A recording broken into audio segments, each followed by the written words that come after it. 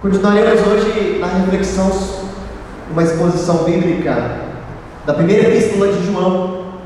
E a gente está nos primeiros 3 versículos de 1 João capítulo 1. Estamos vendo quantas coisas importantes o Senhor tem a nos revelar a partir dessa epístola, do contexto geral dessa epístola, do que ela nos ensina e do quanto isso é atual e relevante nos nossos dias. E o tema de hoje é fato ou opinião? Fato ou opinião? É tão importante conversarmos sobre esse tema, porque há poucos anos atrás, o termo do ano foi cunhado como pós-verdade. A pós-verdade é você desconsiderar o fato, ou até mesmo a comprovação científica em nome da sua opinião, ou em nome do que você quer que seja verdade. E vivemos num mundo de pós-verdades, no qual a opinião individual importa mais do que o próprio fato em si. E na busca pela comprovação da sua opinião, você vai em direção daquilo que são ideias ou fatos que talvez sejam isolados, ou pesquisas que sejam talvez isoladas, para corroborar, para confirmarem a sua opinião. E quando a gente trata tudo isso dentro de uma perspectiva espiritual, do nosso relacionamento com Deus, da transcendência, da espiritualidade, entender o que é fato e o que é opinião importa muito. Porque há pessoas tratando o Evangelho como opinião, mas o Evangelho não é opinião. E é isso que eu quero deixar claro para os irmãos desde já. O Evangelho é um fato. E o que é fato ganha um poder, uma conotação, uma autoridade diferente de uma mera opinião.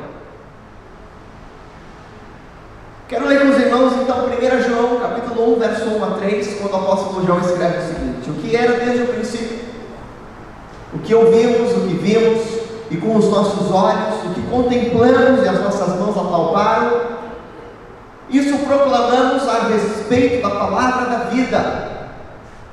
A vida se manifestou, nós a vimos e dela testemunhamos e proclamamos a vocês a vida eterna, que estava com o Pai e nos foi manifestada. E nós lhe proclamamos o que vimos e ouvimos, para que vocês também tenham comunhão conosco. E a nossa comunhão é com o Pai e com o seu Filho Jesus Cristo. Amém? Então o João está destacando algo que ele faz também no seu Evangelho, no Evangelho de João, no capítulo 1, destacando a evidência da encarnação. O que é a encarnação? Jesus, sempre eterno, sempre Deus, em determinado momento da história se faz carne, se faz pessoa, se faz tocável, se faz tangível, se faz presença. E João está dizendo aqui: nós apalpamos, mas não só apalpamos, nós vimos, nós contemplamos e nós ouvimos aquele que é a palavra da vida, aquele que é Deus e que se fez carne e que se fez tocável entre nós.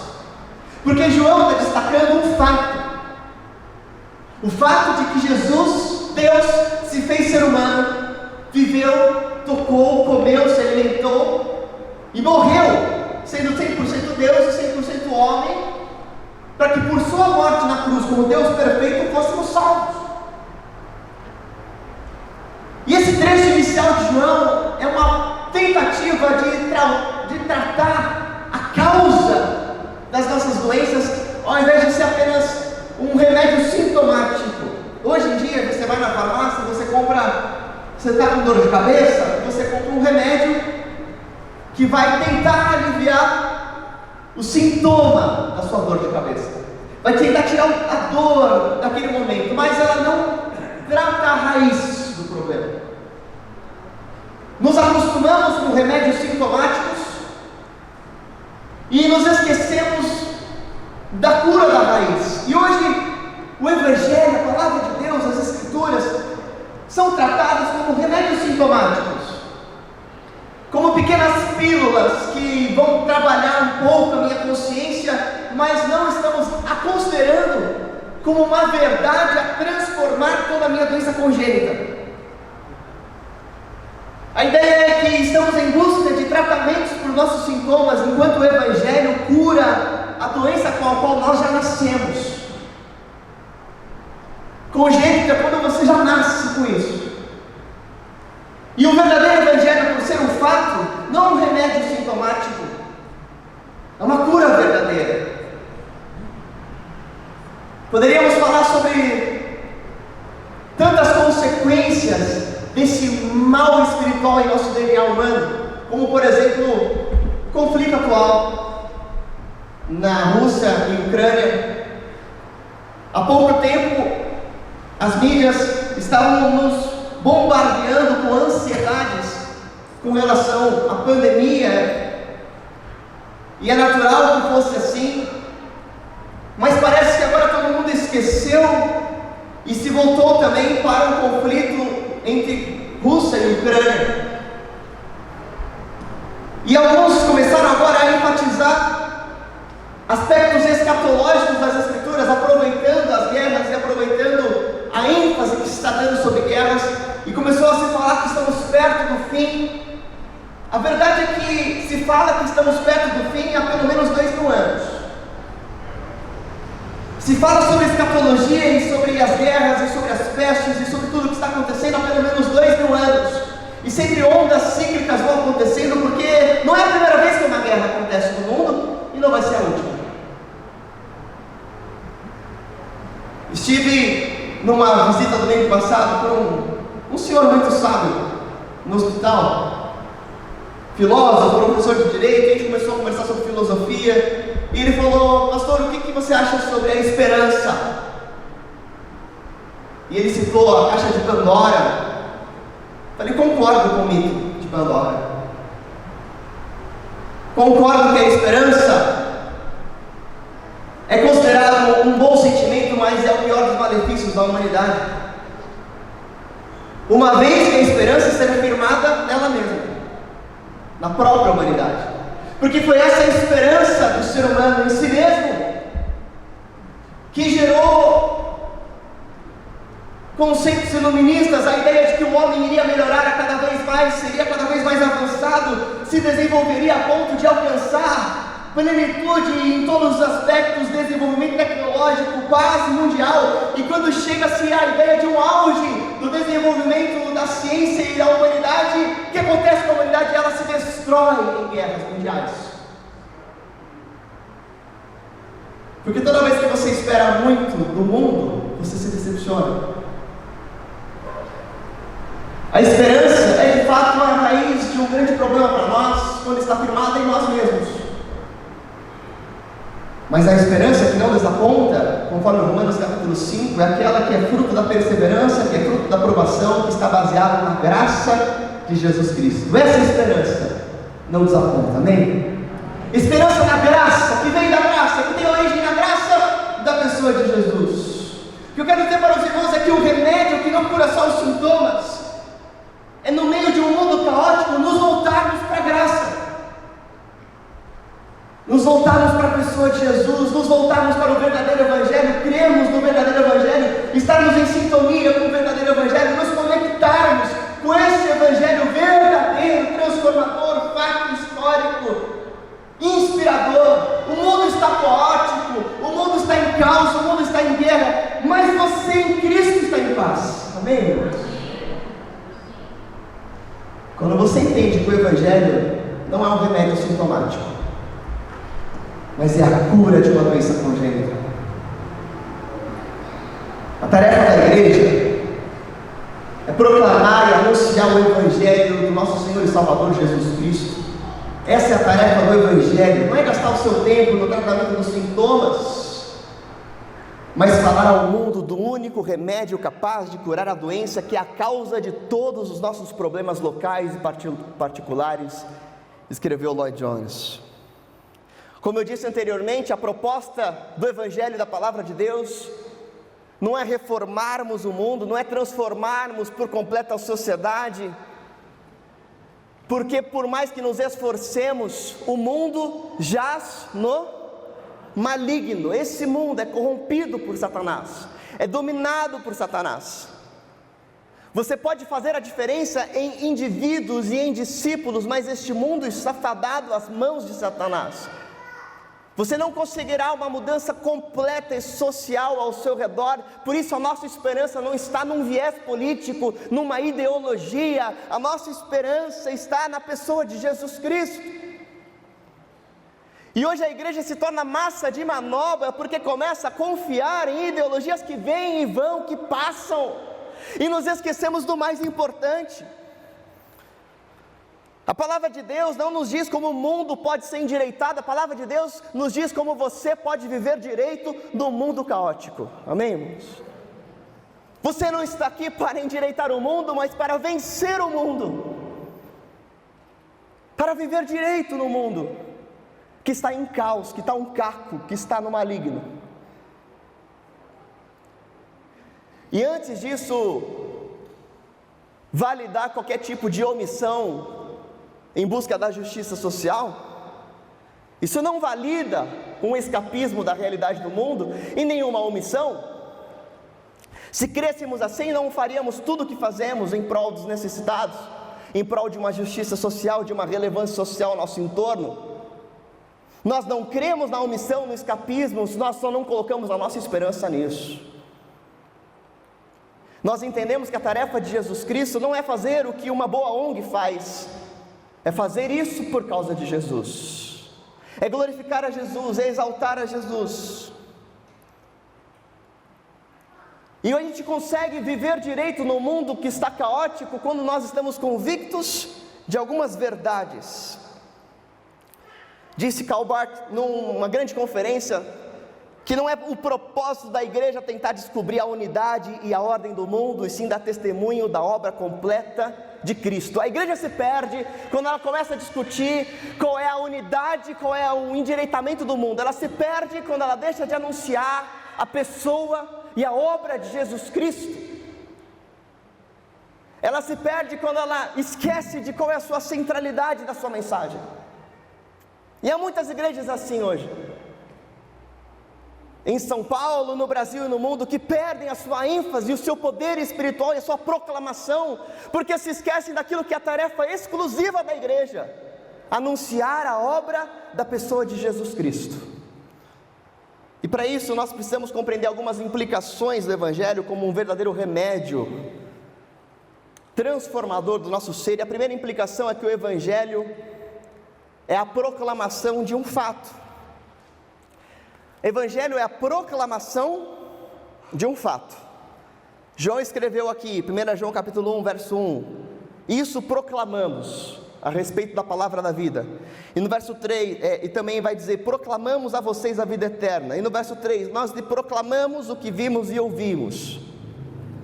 O Evangelho de Jesus não é uma especulação, não é um pensamento, não é um conceito, não é uma filosofia humana, é uma proclamação de um fato ocorrido. O Evangelho não é só um ponto de vista. Eu tenho esse ponto de vista, você tem outro. Evangelho não é um ponto de vista. Evangelho não é uma opinião. Você não pode tratar o Evangelho como a opinião, porque isso é desconsiderar o verdadeiro poder do Evangelho. Se a filosofia assumir o lugar da revelação, se a sociologia assumir o lugar das Escrituras e da revelação das Escrituras, então a Bíblia se resume a meros pensamentos humanos sobre Deus e não a revelação de Deus ao ser humano. Como é que você lê a Bíblia? Como uma especulação do que o ser humano acha sobre Deus? Ou como uma revelação direta de Deus para você?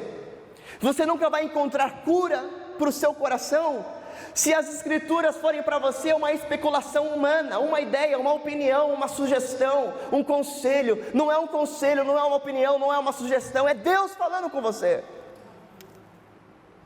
É Deus se revelando ao seu coração. É Deus mostrando quem Ele é, o seu caráter. Porque buscar a filosofia e a sociologia para entender o Evangelho é domesticar o Evangelho. Domesticação do Evangelho. Isso está sendo feito por pregadores, por líderes, por professores, pelos membros de igreja, que é onde chega aí a relativização e universalismo, onde chega essa ideia de comunhão fraternal entre todas as pessoas. Isso é bonito, é lindo você ter comunhão, só que só tem uma forma de você ter comunhão fraternal entre todos, é você concordar com tudo. A partir do momento que você discorda do que o outro está falando, você está sob o risco de não mais estar em comunhão absoluta. Eu vi outro dia num carro assim, uma ideia, vários adesivos de vários elementos religiosos, todos os tipos de elementos religiosos possíveis, e estava escrito em inglês, fraternidade, e eu fiquei pensando, o que isso significa? Significa a ideia de vamos cessar com as guerras religiosas e vamos acreditar que todos os caminhos são bons? Significa aceitar todas as verdades de todas as pessoas e evitar os conflitos? Isso é muito bonito, mas é desastroso, mas encaminha pessoas para o inferno, porque nega que só há um caminho, uma verdade e uma vida, que é Jesus Cristo. É você considerar a sua opinião como opinião sobre o Evangelho, e não como verdade. É você colocar o Evangelho como mais uma ideia, dentre tantas ideias bonitas, e isso não transforma a sua vida, muito menos o mundo. Os apóstolos, e particularmente João, declararam: nós vimos, nós relatamos o que vimos, o que tocamos, o que apalpamos, o que olhamos com atenção, e a proclamação de um fato dá impulso, dá autoridade. Aqui a gente precisa definir conceitualmente a ideia de dogma, porque nós temos aversão à ideia de dogma em nossa sociedade. O que é o dogma? É visto como aquilo que é imposto, mas um dogma não é uma coisa imposta. Nas escrituras a palavra dogma aparece, do grego doken. Ela foi usada para designar o que parecia bom para uma autoridade competente e divulgada como tal. A palavra dogma aparece lá em Atos capítulo 16, verso 4, no concílio de Jerusalém, quando demonstra quais foram as resoluções dos apóstolos para que a igreja continuasse avançando em meio a algumas divergências. E os apóstolos definiram quais eram as questões inevitáveis, as questões que não poderia se abrir mão, as questões essenciais para a igreja naquela situação, naquela circunstância. Ao longo da história da igreja, a ideia de dogma foi utilizada para designar o que foi inquestionavelmente dado e deve ser recebido pela fé. A própria Bíblia, por exemplo, entende a existência de Deus e a pessoa de Jesus Cristo como um dogma, porque ela não busca provar a existência de Deus, ela sempre pressupõe que Deus sempre existiu. A partir do momento que você começa a conjecturar a prova, por exemplo, da existência de Deus e porque Jesus Cristo é o caminho, você começa a tentar provar isso, significa que você não pressupõe que isso é verdade, você precisa de argumentos para provar. Veja, aqui está a grande diferença. Nós não estamos aqui para provar uma filosofia, uma opinião.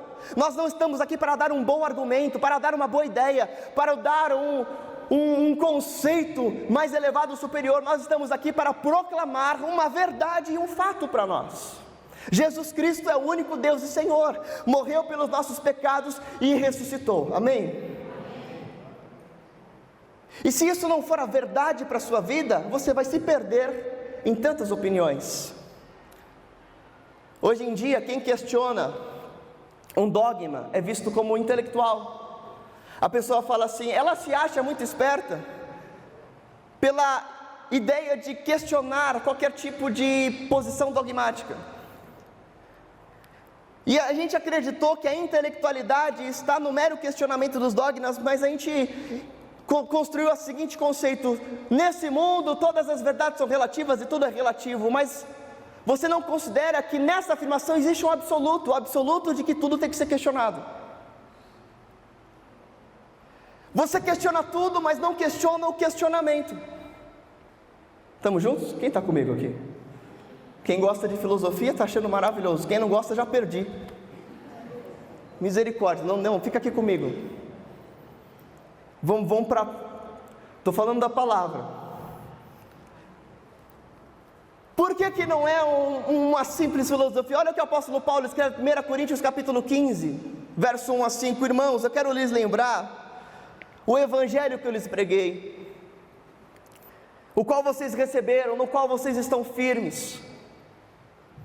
Por meio desse evangelho vocês são salvos, desde que se apeguem firmemente à palavra que lhes preguei. Então Paulo está definindo aqui o evangelho. Eu quero lhes lembrar o evangelho, porque é nesse evangelho que vocês vão ficar firmes, é nesse evangelho que vocês serão salvos, é nesse evangelho que vocês vão vencer o mundo. E o que é o evangelho? Ele diz aqui, verso 3, pois o que primeiramente lhes transmiti foi o que eu recebi, que Cristo morreu pelos nossos pecados, segundo as Escrituras, foi sepultado e ressuscitou ao terceiro dia, segundo as Escrituras, apareceu a Pedro e depois aos 12. Paulo está dizendo, olha, isso aqui é o que te segura, esse evangelho, isso é o evangelho. O que é o evangelho? Cristo morreu pelos nossos pecados, foi sepultado e ressuscitou, amém? Aleluia por isso, porque um dia que essa igreja deixar de pregar essa verdade sobre Jesus, ela já deixou de ser bíblica. Um dia que eu deixar de pregar que o evangelho é Jesus morreu pelos nossos pecados, ressuscitou ao terceiro dia, nós já abandonamos a fé. E isso eu nunca vou deixar de fazer, por mais que isso desagrade o mundo. Eu não fui chamado para ensinar filosofia para o mundo. Nós não fomos chamados para falar uma ideia, para dar um ponto de vista, uma sugestão. A gente é chamado para proclamar a verdade da pessoa de Jesus. Jesus Cristo veio, morreu pelos nossos pecados e ressuscitou. Isso é o remédio que cura o nosso DNA. E por que a gente não está curado? Porque a gente não acredita. Porque a gente está relativizando o fato. Porque a gente está acreditando no que as pessoas estão dizendo sobre o Evangelho e não no que a autoridade apostólica nos diz. A gente está acreditando que, peraí, não tem só um caminho. O grande desastre é quando a gente começa a sugerir, conforme as nossas ideias e pensamentos, quando a gente começa a trazer apenas uma opinião no que se trata da verdade. A igreja não traz uma opinião, ela proclama. Óbvio que a gente não pode confundir isso com imposição, já tratei tantas vezes isso com os irmãos. Um cristão precisa ter opiniões, mas se ele é opiniático, ele é um péssimo cristão. Opiniático é aquele que acredita que a sua opinião vale mais do que tudo. Nós não somos detentores de toda a verdade, mas nós cremos que Jesus Cristo é o caminho, amém? E não abrimos mão disso. O grande problema dos evangélicos brasileiros é não entenderem a verdade e serem opiniáticos sobre tudo mais. Não entendem nem a essência da verdade e querem dar opinião sobre tudo. Quando a própria igreja começa a deixar de ter certeza quanto a essa mensagem, acontece o verdadeiro desastre.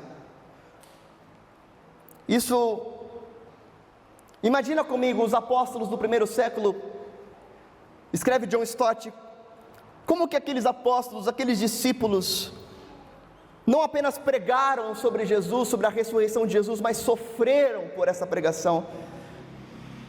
Será que aqueles apóstolos que foram açoitados, martirizados, presos, perseguidos por causa da sua mensagem, será que eles estavam prontos a fazer tudo isso por causa de uma opinião, ou por causa de uma mentira? Hipócritas e mártires não são feitos do mesmo material. Pessoas que defendem uma opinião é muito diferente de você defender uma convicção, uma verdade. Pela verdade você morre por ela. Nós somos embaixadores, e a tarefa do embaixador não consiste em dizer a um outro governo o que ele pensa ou crê. Qual que é a tarefa do embaixador? Não é chegar lá e falar qual a opinião dele. A tarefa de um embaixador é trazer a mensagem que foi entregue pelo governo ao qual ele representa. A palavra de Deus nos afirma em Coríntios, nós somos embaixadores de Cristo. O que isso significa? Você não está aqui para falar o que você pensa, você está aqui para falar o que Ele te falou, amém? O que Ele nos revelou. Isso é muito importante, porque você deve anunciar a mensagem, proclamá-la, e não apenas propô-la como uma ideia, entre outras. Paulo fazia isso em 1 Coríntios capítulo 2, verso 1 e 2, eu mesmo, irmãos, quando estive entre vocês, eu não fui com discurso eloquente, nem com muita sabedoria para lhes proclamar o mistério de Deus, pois eu decidi nada saber entre vocês, a não ser Jesus Cristo e este crucificado. Amém? Paulo, talvez o mais sábio dos homens da sua época, resolveu não falar discurso eloquente e muita sabedoria, ele resolveu falar de Jesus Cristo e este crucificado. Isso nos leva então a uma segunda verdade que precisamos nos atentar, é que o Evangelho é um testemunho. E nós lemos em 1 João capítulo 1, verso 2, que a vida se manifestou, nós a vimos e dela testemunhamos, diz o apóstolo João. E eu quero enfatizar aqui que o Evangelho é um testemunho de uma verdade, de um fato, de algo que aconteceu. O apóstolo Pedro tinha a mesma postura. 2 Pedro capítulo 1, verso 16, de fato não seguimos fábulas engenhosamente inventadas quando lhes falamos a respeito do poder e da vinda do nosso Senhor Jesus Cristo. Pelo contrário, nós somos testemunhas oculares da sua majestade. O que Pedro, o que Paulo, o que João estão concordando aqui? Que a ênfase deles na proclamação está no testemunho de uma verdade. No texto de 1 João, João afirma que ele ouviu, que ele viu, que ele contemplou, que ele apalpou, que ele proclamou e que por fim ele testemunhou. Eu entendo que aqui há uma ordem dentre o menor argumento até o mais forte argumento. João começa dizendo o seguinte, que ele primeiro ouviu, ele ouviu. Uma coisa é você ouvir algo, aí depois ele parte e disse assim, eu não só ouvi como eu vi. Mas ele vai além, ele fala assim, eu vi e eu contemplei. Há uma diferença entre contemplar e ver. Contemplar é você ver com atenção, é você analisar, é você observar, é você tomar atento para aquilo. Então João está dizendo assim, eu ouvi, eu vi, eu contemplei. E aí ele parte para outro momento, ele fala assim, eu apalpei, eu toquei. Então ele está partindo do argumento mais geral para o argumento mais profundo. Ouvi, vi, contemplei, apalpei, e por fim ele termina assim, ó, eu proclamei e testemunhei. Sabe por quê? Porque no intento de João, o testemunho é o argumento mais poderoso. Estamos juntos aqui, irmãos? No intento de João, testemunhar é mais importante do que qualquer outra coisa. E aqui vai um questionamento para nós. É entendermos a diferença essencial entre testemunho e experiência. Olha aqui que importante. O que é superior? Testemunho ou experiência? E é claro que numa reflexão básica a gente vai falar assim, olha, a experiência é superior. Vocês sabem que quando você estuda pressupostos éticos de uma sociedade, mais uma filosofia, existem aqui, fontes de valor para a composição da ideia do que é a ética. Cada sociedade tem um conjunto de valores. Algumas sociedades entendem que o mais importante para você definir o que é ético, o que é correto, é a tradição, o que foi dito pelos antigos. Comunidades tribais e comunidades muito antigas são assim, muito antigas. A tradição é o mais importante, e depois da tradição, existe também a razão, o que é lógico, o que faz sentido, existe também a transcendência, as questões metafísicas e como você enxerga a espiritualidade, para você definir o que é ético, e existe também a experiência. Olha que interessante, fontes de autoridade ética, experiência, razão, tradição e lógica. Aí eu pergunto para vocês, o que é mais importante? Para você como indivíduo cristão, se a gente for analisar o Brasil, a sociedade brasileira, os irmãos estão comigo? Perdi os irmãos já? Se a gente for analisar o Brasil, a sociedade brasileira, o que é a principal fonte de autoridade ética para a nossa sociedade? O que vocês acham que é? Experiência, tradição, razão ou espiritualidade? Para o brasileiro em geral. Eu diria que o brasileiro coloca a experiência em primeiro lugar. O que para ele é correto é o que para ele está dando certo. Para mim deu certo, para mim funciona, então é certo. Ele ignora a tradição, ele ignora até mesmo a lógica. Ele ignora a lógica. Ele vai colocar a lógica, na verdade, em último lugar.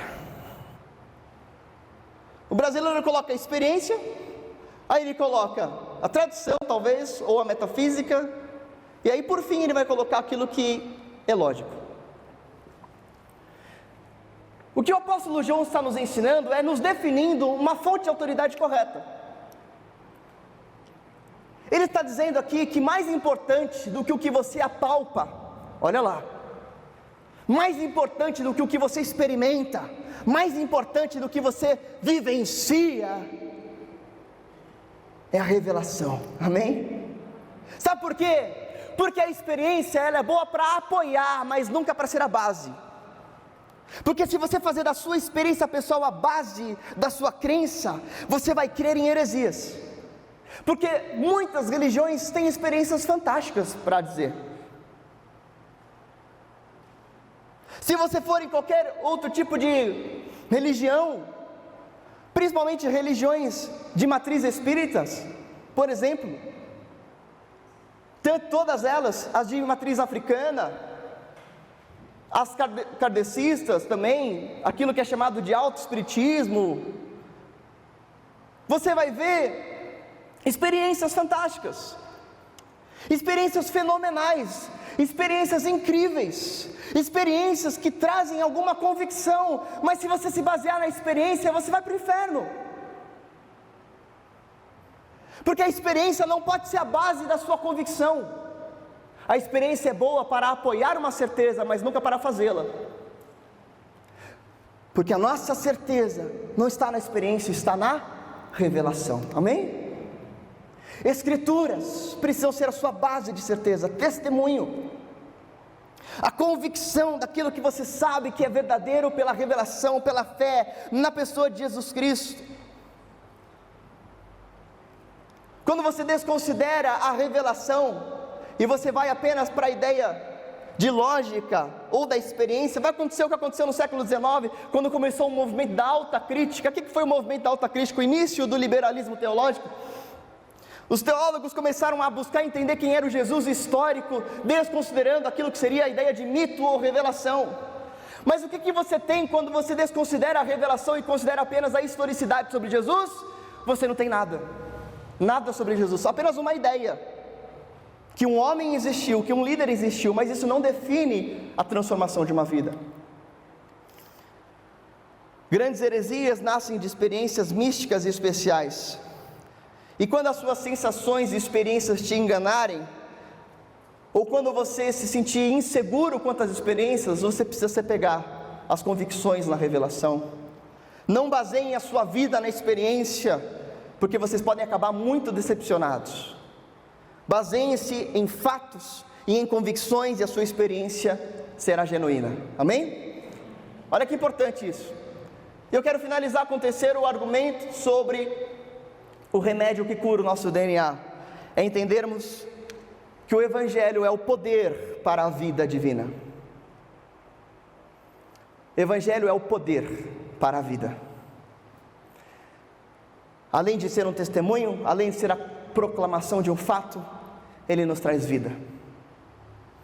João escreve que ele contemplou e proclamou a respeito da palavra da vida.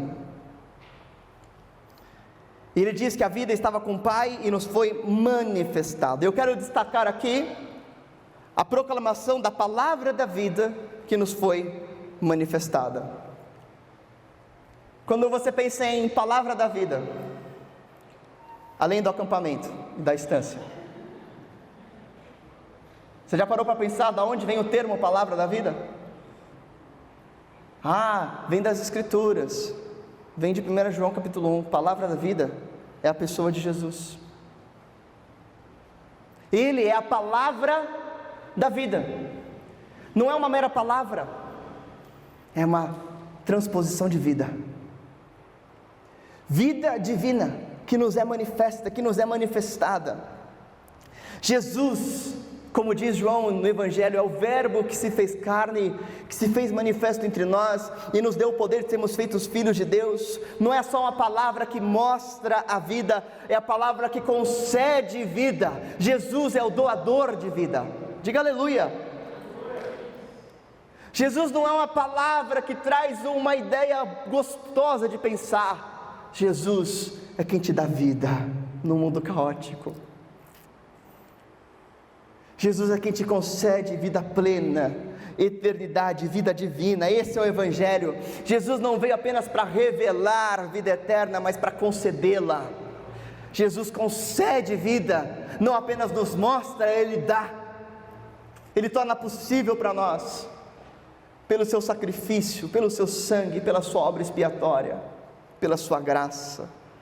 A mensagem do Evangelho é nos dizer que, embora fracassem todas as tentativas humanas em relação à ordem, se cremos no Senhor Jesus Cristo, então nos tornamos filhos de Deus, cidadãos do reino dos céus, um reino que jamais pode ser abalado, um reino que durará para sempre. Esta é a palavra que dá vida no mundo caótico, que não consegue se ajustar, que você não vai ajustar. Jesus concede vida para um reino inabalável, para um reino perfeito, para uma eternidade real, não utópica, mas verdadeira. Uma eternidade que a gente se esquece de que existe quando teima em viver apenas para este mundo. Uma eternidade que a gente esquece que existe quando não faz a comparação entre os seus tempos, os seus dias nessa terra, comparado com toda a eternidade com Deus. Muitas palavras podem ser convincentes, belas, explicativas. Políticos têm boas palavras, palestrantes e hoje os coaches. Fico ligeiramente decepcionado com pastores que se tornam coaches. Pastor coach, né? Ele não é mais pastor, ele é coach. Ele usa alguns argumentos das escrituras, mas no fundo ele é coach. Coaches têm boas palavras para dizer para você.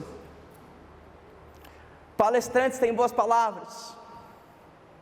Políticos, influencers têm boas palavras. Boas palavras que podem tentar ajustar e resolver problemas desse mundo atual. Mas só tem uma palavra da vida. Só tem uma palavra que não é filosofia, que não é conceito, que não é religião.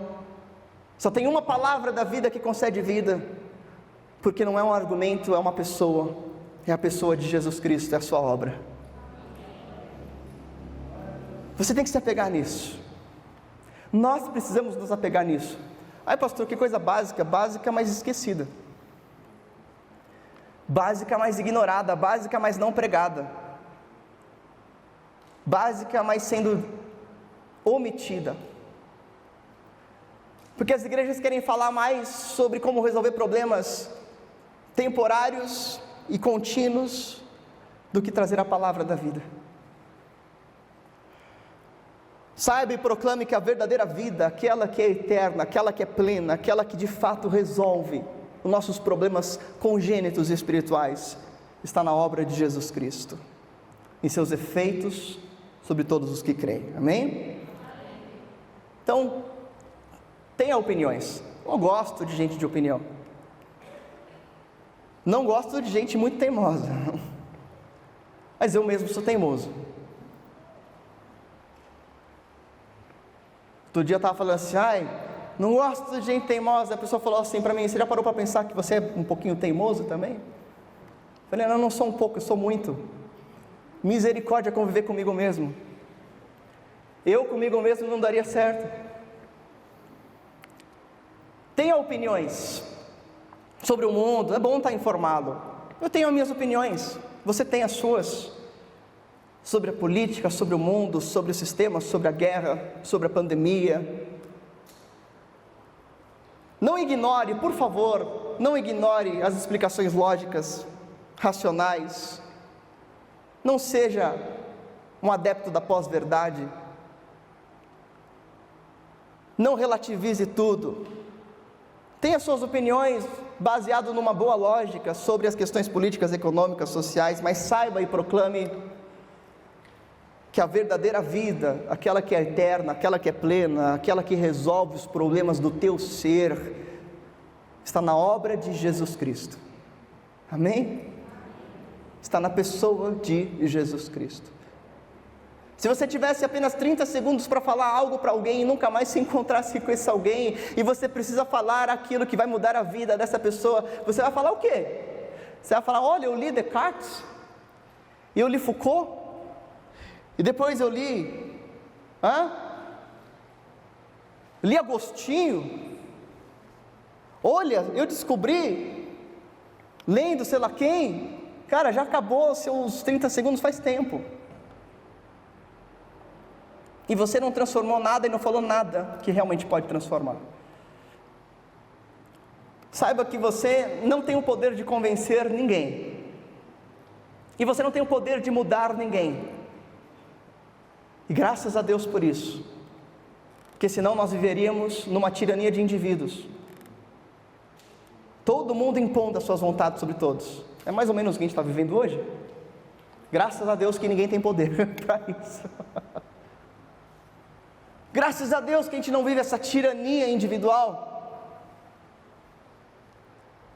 Graças a Deus que você não tem poder para convencer ninguém, porque você não tem que convencer, só tem um que tem o poder para transformar, e você tem que proclamar a verdade sobre Ele, sobre Jesus Cristo, amém? Ele tem poder para trocar corações, para transformar corações, para mudar vidas, para conceder vida.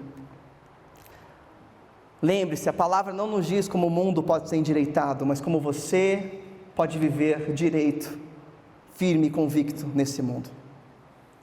Então vamos orar ao Senhor e pedir para que o Senhor nos ajude a viver esta palavra que transforma. Eu gostaria muito que você assumisse, eu tenho certeza que a maioria das pessoas que me ouvem hoje assumem, aceitam como verdade, porque estão com o coração aberto, e alguns poucos ignoram o que eu falo. Eu tenho certeza que vai acabar esse culto e a pessoa vai ficar mais preocupada com a cor do ventilador do que o que foi falado. É uma pena, é triste. A pessoa vai ficar mais preocupada com qualquer outra coisa. É uma pena. Você foi roubado na sua palavra. Mas eu tenho certeza que a grande maioria aqui ouve essa verdade, assimila, pratica, entende. E se isso for uma verdade para nós, isso tem um poder transformador absoluto. Ore para que isso seja uma verdade. Senhor Deus, nós oramos para que a Tua palavra encontre um solo fértil em nossos corações, a ponto de nos mostrar que o Senhor não tem um remédio sintomático, que o Senhor Jesus é a cura completa para o nosso estado caído de ser. Jesus Cristo, só o Senhor tem palavras de vida eterna, porque Tu és a palavra da vida, Jesus. Tu és mais do que um argumento, Jesus. Tu és verdadeira concessão de vida. Jesus Cristo, nos ajude no mundo relativista, no mundo caótico. Nos ajude, Deus, a sermos detentores e proclamadores da verdade que é a pessoa de Jesus. Ajuda-nos a nos lembrarmos de que devemos proclamar um fato, não uma opinião, de que devemos estar convictos de que o Senhor Jesus Cristo é o caminho, a verdade e a vida, embora tenhamos humildade sobre todos os demais assuntos. Ajuda-nos, ó Pai, a entendermos o Evangelho como um testemunho e não nos basearmos em experiências voláteis. Ajuda-nos, ó Pai, a vivermos a Tua concessão de vida e sermos embaixadores nesse mundo, que possamos proclamar: Jesus Cristo é o caminho, a verdade e a vida. Dá-nos o Teu poder e a Tua autoridade como igreja, e oramos em nome de Jesus Cristo e para a Tua glória. E se você crê, diga amém. Graças a Deus.